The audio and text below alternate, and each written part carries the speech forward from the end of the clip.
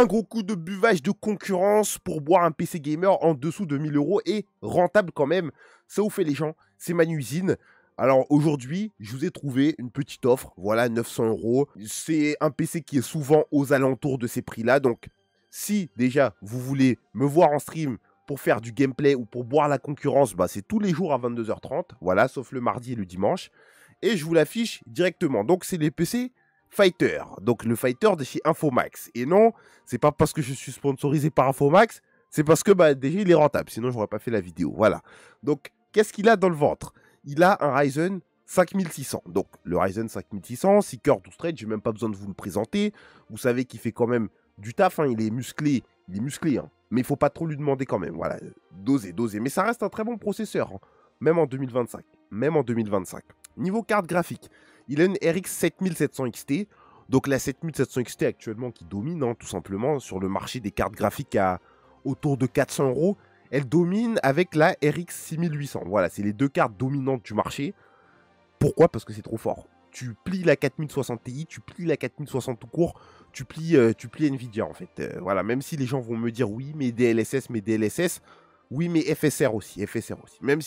Même si, voilà, en termes de performance brute, c'est juste trop rentable en fait. Donc on a cette grosse 7700 XT, elle te permet de jouer tranquillement en Quad HD et en Full HD. Donc c'est une carte vraiment qui peut aller entre les deux. Si vous avez un écran Quad HD, c'est très bien. Si vous avez un écran Full HD, c'est très bien aussi. Voilà, les deux sont vraiment parfaits.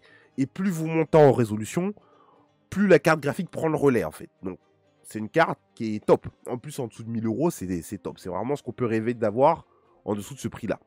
Une Asus A520M A2. Donc je vois les gens qui vont me dire oui, mais la Prime A520, c'est de la merde. Donc déjà, argument, hein, moi j'aimerais avoir les arguments, parce que, en fait, je veux bien qu'on me dise c'est de la merde. Dès avant de dire c'est de la merde, il faut argumenter pourquoi, mais quand on regarde en soi ce dont les gens ont besoin et ce que les gens font avec leur PC, la majorité déjà des gens qui achètent un PC prémonté vont jamais l'overclocker. Quand tu as un chipset A520, tu peux pas overclocker du moins le processeur, seulement les barrettes, hein, c'est tout ce qu'on a besoin. Et même les gens qui ont des chipsets B n'overclock pas vraiment. On n'est pas tous overclockés. Donc, vaut mieux prendre une A520 qui permet d'aller sur une meilleure config que de prendre une B qui permet, enfin, où on aurait dû réduire les composants ailleurs, quoi. Donc, c'est dommage. Je trouve que la A520 MA2 est très bien choisie. Vous pouvez apporter des arguments contre, il n'y a pas de souci. Vous pouvez me dire, oui, la B, c'est mieux parce que, je sais pas quoi. Vous pouvez me dire, par exemple, la chauffe, hein. Mais bon, c'est un processeur de toute façon qui ne va pas chauffer, donc on ne pourrait pas l'overclocker. Quel dommage. Mais voilà, je trouve que c'est très utile de mettre cette carte, ça permet de baisser en prix. Et c'est pas une carte mère qui est pourrie en fait. C'est une carte mère qui sert à quelque chose, qui fait son taf, quoi, qui fait son job. Alors, 16 Go de RAM en DDR4, donc c'est des 3600 de chez Corsair, hein. Évidemment, pour ceux qui n'aiment pas Corsair, vous avez toujours la possibilité de changer les barrettes dans les options, ou de demander à Infomax si vous pouvez avoir telle barrette ou telle marque, ou je sais pas, ils peuvent s'arranger avec vous. Et au pire, si vous avez un problème avec ces barrettes Corsair, vous pouvez toujours les remplacer. Voilà, vous les remplacez tout simplement. Il me semble que c'est gratuit de Corsair, c'est garanti 5 ans. Voilà, vous appelez ou vous appelez Infomax directement, mais Corsair, il vous les renvoie direct, il vous les change. Voilà, après je dis ça parce que, en fait, comme j'ai jamais eu de problème avec mes barrettes Corsair, et j'en ai, bah voilà, je ne saurais pas vous dire. Mag A650BN pour la centrale nucléaire, donc celle-ci, c'est 650 watts. Ça suffit largement pour une config de ce calibre. Commencez pas à me dire oui, mais c'est trop. Enfin non, souvent c'est même pas c'est trop. C'est souvent ça va être c'est pas assez. Bah si c'est assez, en fait ça suffit largement. Pour la 7700 XT, c'est pas une carte qui consomme énormément non plus. Donc 650 watts, c'est très bon. La Mag à 650 BN, bon, je sais que vous l'aimez trop, donc j'ai pas besoin de mettre les protections. Je sais que vous avez que MSI Mag à la bouche quand il s'agit d'alimentation, je sais, je connais, mais bon. Stock cooler. Donc le stock cooler pour l'anesthésiant, parce que bah, au fond il n'y a pas besoin de plus. Comme vous allez pas l'overclocker, le 5600 il n'y a pas besoin de plus. Après, vous pouvez toujours aller sur Amazon, prendre un Thermalright.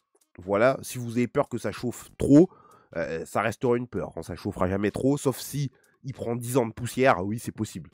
Mais bon, le Thermalright coûte 20 €, hein. C'est le 120X120 V2. Voilà, il fait du RGB en plus, c'est pas mal. Ça peut vous être utile, surtout si vous êtes dans des endroits où il fait très chaud, où il y a la canicule. Comme boîtier, le Cooler Master Masterbox MB520. Donc celui-ci, il ressemble à quoi? Il ressemble à ça. Voilà. Il ressemble à ça. Il est beau gosse. Il a 3 ventilateurs inclus. Donc c'est magnifique. Un airflow, un très bon airflow d'ailleurs.